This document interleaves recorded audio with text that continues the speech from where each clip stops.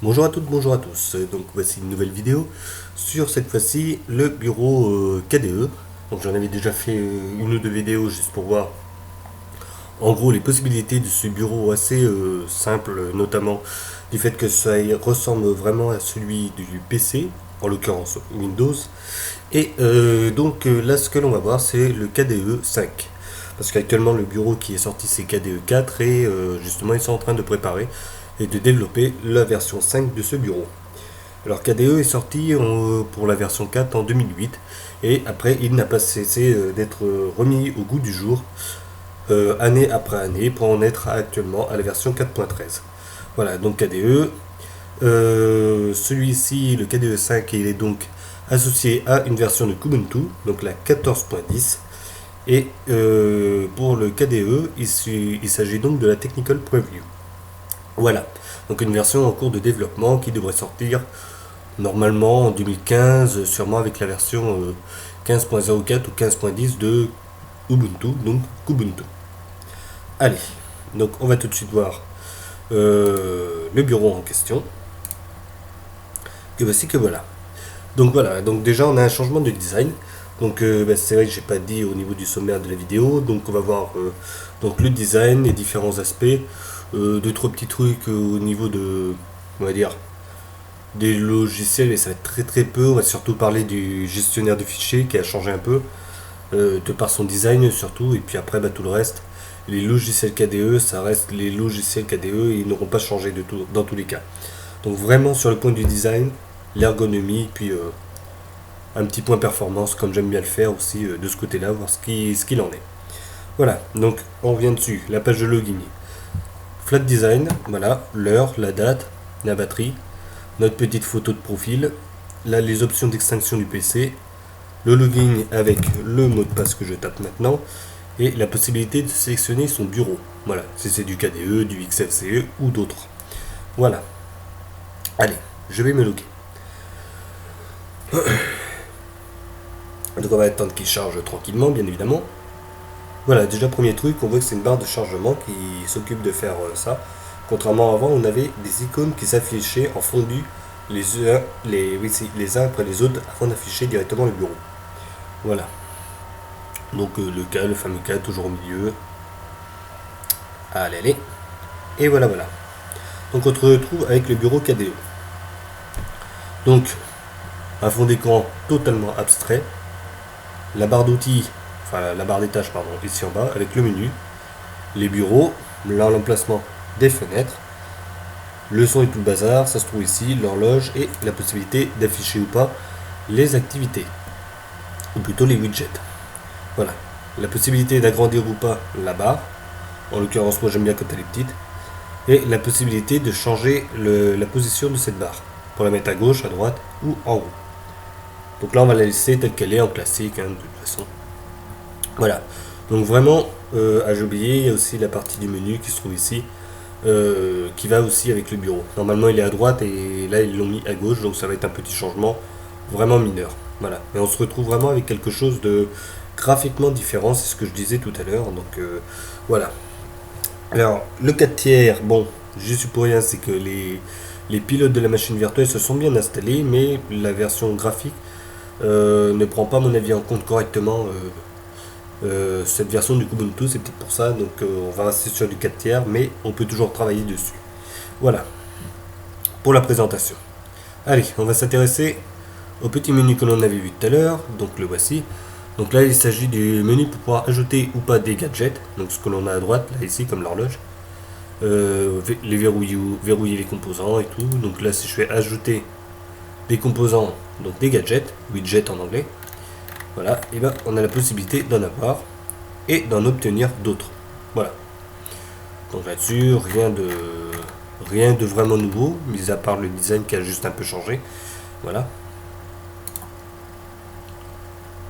Le menu, le voici, le voilà, tout beau, tout neuf, tout blanc, et ici, on va taper pour chercher, il suffit de taper ici, et vous tapez le nom du logiciel que vous voulez. Voilà. Donc là, j'enlève. Hop. On voit qu'il se fait vraiment très discret. Voilà. Hop. Donc comme je vous disais, au niveau des logiciels, donc là je vais lancer un Maroc, rien n'aura vraiment changé, hein, de toute façon. Il faut le temps qu'il change. Allez, allez. Voilà. Exactement le même. Voilà. Hop. Je vais le quitter.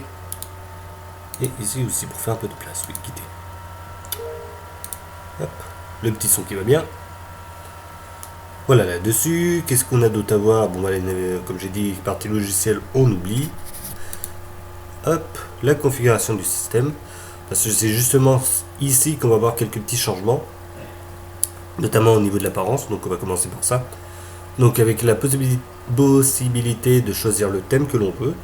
Normalement, si on en enregistre d'autres, il devrait y avoir d'autres rectangles avec le thème que l'on a enregistré. Les thèmes de bureau, différents bureaux, donc c'est pour avoir accès à une nouvelle barre des tâches. Donc en l'occurrence, je fais ça, hop, j'ai fait appliquer, c'est bien ça, donc elle devient plus foncée.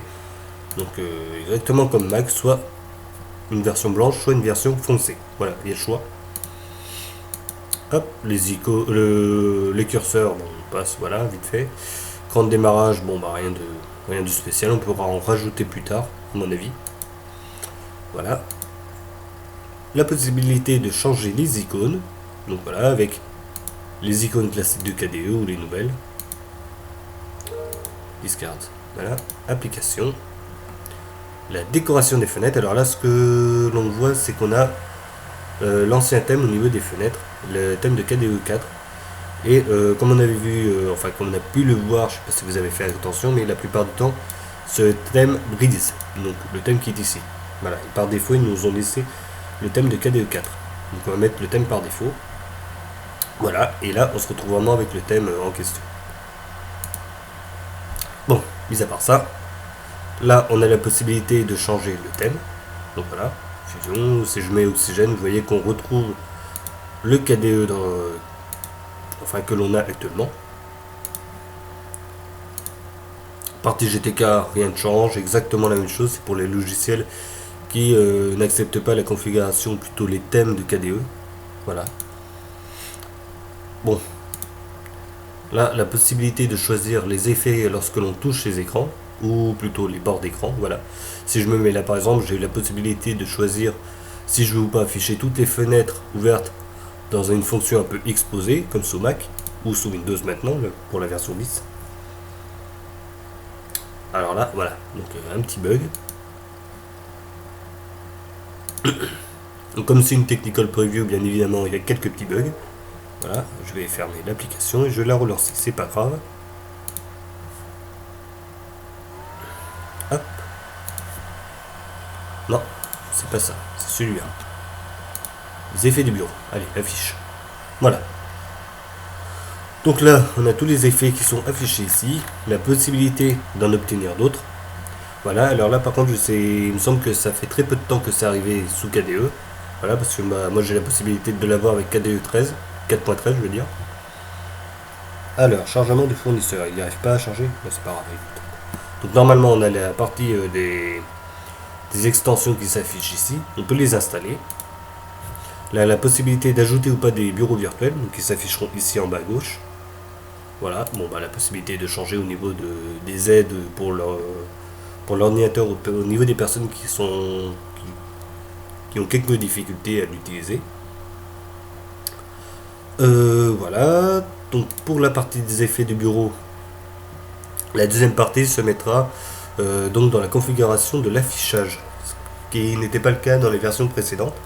Voilà, et là on peut avoir la possibilité de changer le moteur graphique et la vitesse d'animation et tout ce qui s'ensuit. Voilà, et le verrouillage de l'écran, bah, c'est ça. On peut choisir si on veut un mot de passe ou pas. Bon, bah, ça. Voilà, après pour tout le reste, ça reste vraiment pareil. Voilà. Il n'y a pas de changement. Si les icônes, bon, ça on va y revenir de toute façon sur le design en lui-même. Voilà, sinon tout le reste, voilà. C'est là. Je l'ai mis en français, mais vu que c'est une bêta, bien évidemment, il n'y a pas tout qui s'est mis correctement en français. Voilà. Donc, de toute façon, on a pu le voir. mais c'est pas trop grave. Allez, on parle un peu du design, c'est parti. Donc comme je disais sur le design, on a vraiment du flat design comme ce qu'on a maintenant sur les autres systèmes Windows et Mac. Voilà, donc KDE suit la mouvance, on va dire. Donc voilà, mais cette fois-ci ils sont carrément attaqués même aux icônes. Tout est plat, tout a changé, voilà. Des fenêtres jusqu'au bas avec la barre d'outils, la barre des tâches.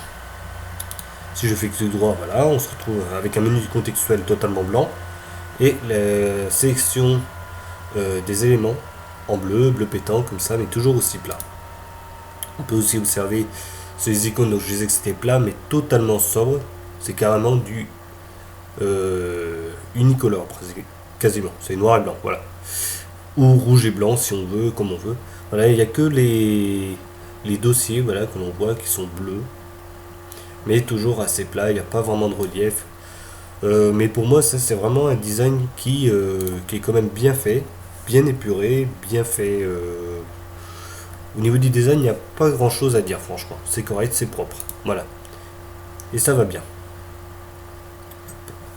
Bon. Que dire de plus? Je crois que c'est tout au niveau du design. Donc après, au niveau du design, qu'est-ce que je peux en dire sur les trois systèmes d'exploitation Windows, Linux, enfin en l'occurrence KDE et Mac. On va dire que celui-là, je placerais presque au niveau de Mac. Parce que franchement, voilà, il est quand même très propre. Voilà. On a des petits effets sympathiques comme les fenêtres translucides. Bon, ça on l'avait déjà sous KDE 4. Ils l'ont laissé heureusement. Voilà, Kawin est toujours là. Les bords, on voit qu'il y a des endroits c'est un petit peu arrondi. Bon, là c'est un peu plus carré, mais ça reste quand même très correct. Non, franchement, il n'y a pas grand chose à dire. C'est sobre, c'est bien fait. Il n'y a pas de couleur criarde. C'est vraiment un bon point. Il y a quelques couleurs un peu flash, mais sans en faire trop, comme ce bleu, qui est vraiment quand même très correct par rapport au blanc grisé, blanc cassé. Voilà, non, franchement, c'est un petit truc qui est vraiment sympa. Et moi, franchement, je le mettrais au niveau du design de macOS. Franchement, voilà, je le dis sincèrement. C'est vrai que Mac, ils sont quand même très connus pour avoir un beau design au niveau de l'interface logicielle ou l'interface du système. Et Windows jusqu'à là était très connu aussi pour avoir une très belle interface. Et Linux, on disait qu'il avait quand même pas mal de retard là-dessus, à part pour avoir des icônes brillantes. Voilà. Alors, c'est Yosemite. Hop. Mode d'image. On va attendre un petit peu, voilà. Et voilà. Bon. Donc là, c'est pour avoir un petit aperçu donc de ce que je disais. Donc là, c'est ce que je disais, quand même un design qui est quand même très épuré, très propre. Il n'y a pas vraiment de fioritures. C'est propre, c'est classe. Voilà, c'est ce que je disais. Non, je ne vais pas épingler. Et si je vais sur la fenêtre de Dolphin, et si on la met à côté, voilà. On voit que c'est quand même très propre, très épuré. Très classe aussi, il n'y a pas de fioritures non plus. Et voilà, je mets les deux parce que franchement, ils se ressemblent. Voilà, au niveau du design, ils se ressemblent. C'est pas parce que je suis fan de Mac, sinon je n'utiliserai que Mac et pas Windows, Linux. Mais franchement, voilà, je trouve que Mac, malgré tout, il y a du design, ça a toujours été comme très travaillé et tout. C'est vrai qu'iOS, j'ai un peu plus de mal sur la nouvelle fonction, le nouveau design depuis iOS 7. Je trouve que c'est un petit peu criard. Mais sinon, voilà. Mais tu vas rester là-haut, oui. Non, franchement, voilà. Au niveau du design, c'est bien. On va le comparer maintenant à Windows 8.1. Voilà. On va faire les choses bien quand même, parce que bon. Ah. Là, on va rester sur le thème du bureau. Donc voilà. Donc là, on a vraiment le Windows, en l'occurrence. Ça peut paraître propre et tout, mais bon, je suis moins fan justement de ce style de design qui est vraiment très carré. et même parfois un peu trop criard, notamment si on se met sur le menu démarrer, donc qui se trouve ici. Voilà. C'est trop coloré, je trouve qu'il y a trop de couleurs, il y a quelque chose qui est un peu dérangeant. Et si on se met sur la version 10 de Windows, voilà, bon, on va prendre, alors, on va rester simple, on va prendre celle-là. Voilà, c'est ce que je disais, beaucoup trop criard au niveau des couleurs.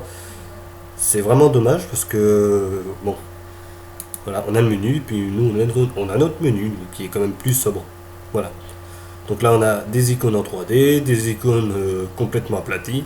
Voilà, on a le choix, on a tout, on a à boire et à manger. Voilà. Bon, après on aime, on n'aime pas. Mais tout ça pour en venir au design, vu que de toute façon ils ont changé de design. Très beau, très réussi pour moi. Voilà, donc vous pourrez laisser peut-être un commentaire, voilà, vous aimez pas. Il n'y a pas de souci au niveau du design. Hop. Mais moi franchement, c'est pas parce que justement les icônes comme il y a sur le côté sont unicolores que c'est pas beau. Non, franchement, je trouve que c'est réussi. Ça correspond très bien au thème, c'est bien fait, c'est bien pensé.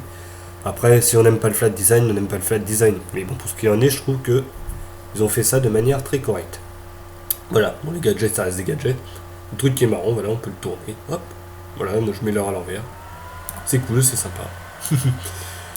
Voilà, je crois que de toute façon, on a fait le tour sur cette vidéo. Le design c'est fait. S'il manque un petit truc, on va aller dans le terminal. Stop.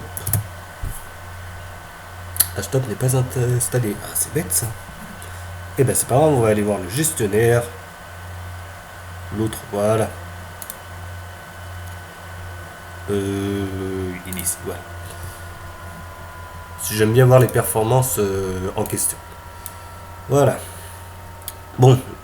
Dolphin, je vais le fermer. Voilà. Bon, on a fait quelques petits trucs. On a utilisé Firefox vite fait. On l'a éteint. Je trouve que ça consomme quand même un petit peu, quand même à 680 mégas. C'est pas rien quand même. Bon, on va dire que c'est vrai que maintenant tous les systèmes d'exploitation sont quand même... non, pardon, tous les ordinateurs ont entre 4 et 8 Go de RAM maintenant dans les nouveaux. Bon, on va dire qu'il va pas falloir un ordinateur avec moins de 2 Go de RAM, entre guillemets. Voilà. Mais sinon, c'est vrai que ça peut encore être accepté par des vieilles machines. Tant qu'il y a 2 Go de RAM, ça pourra passer. Et après, quant à la rapidité, normalement, on ne changera pas. On voit que c'est quand même assez rapide et ça répond quand même pas mal. Voilà. Mais de toute façon, KDE, depuis la version 4, ça n'a jamais été pensé pour obligatoirement les mettre sur des vieux PC. C'est vraiment fait pour des ordinateurs de nos jours. Donc voilà. Là-dessus. C'était le petit point performance. Allez, on va faire les plus et les moins. Donc les plus, comme je disais, le design. Voilà, le flat design, très bien pensé, très bien réussi. On va pas revenir dessus, je pense que j'ai assez épilogué là-dessus. Quelques plus aussi autrement, mais je crois que... non, je vois pas trop. Bon, les gadgets sont toujours là. Si on va mettre ça en plus, on ne perd pas du tout l'habitude de KDE depuis la version 4. Voilà, ça reste le même. C'est juste qu'on change un petit peu d'interface et tout. La gestuelle et les habitudes sont toujours les mêmes. Là-dessus, bon point, on change rien, c'est nickel. Voilà. Après, le petit moins, mais c'est vraiment anecdotique, mais quand même, je le souligne, c'est que là, on a notre partie recherchée. On attend un petit peu, vous allez voir, ça va basculer. Voilà. Là, yo-yo, bon. Et faut vraiment savoir que là on a justement la partie pour pouvoir rechercher parce que ça n'est pas délimité comme on a ici le délimitage du text box ici. Ce petit truc qui manque, mais sinon voilà. Une fois qu'on tape, c'est bon, on l'a retrouvé. Voilà, c'est vraiment le petit point négatif voilà, entre guillemets. Et puis pour la puissance. Voilà, comme j'ai dit, un bon petit PC fait quand même l'affaire, il n'y a pas de souci. On va quand même le placer dans les points négatifs pour quand même avoir un truc, voilà. Mais ça n'est pas vraiment le point le plus embêtant, c'est de là, c'est vraiment anecdotique. La puissance au niveau de l'utilisation de la RAM. Et puis ce petit point là que j'ai remarqué, après tout le reste, franchement, bon, rien à dire. Voilà, je me mets là. C'est très clair. Oups, voilà. On retourne dessus, bureautique. Donc je disais, c'est très clair, design très clair. Hop, la petite barre là, on peut la prendre facilement. C'est très facile de prendre en main. Et puis, comme la version 4 de KDE, pour une personne qui sort de Windows et qui se met à du Linux avec du KDE, pas de souci, il va s'en sortir sans aucun souci. Voilà, et alors, j'ai pas regardé, est-ce qu'on a directement la fonction recherchée dans Dolphin? Voilà, donc qui s'affiche, hop, et non, on ne l'a pas. Ah si, on l'a là. Ouais. Non, non, c'est bon, il n'y a rien à dire. Je crois que j'ai fait le tour. Donc, vraiment très bon, design très propre, très très peu de défauts. Vraiment, c'est impeccable. Moi, je l'attends avec impatience au niveau de sa sortie, il n'y a pas de souci. Et je pense que pour la plupart de ceux qui aiment KDE, qui sont là pour regarder justement le futur de ce bureau, voilà. Je pense qu'à mon avis, on devrait être tous conquis par ce nouveau modèle, d'autant plus que le système est gratuit. Voilà, le bureau il est gratuit, tout est gratuit. Voilà, pareil, ça j'avais pas dit. Bon, bah, je te donne, il change un petit peu, mais bon, toujours aussi classe. Il respecte le code du design.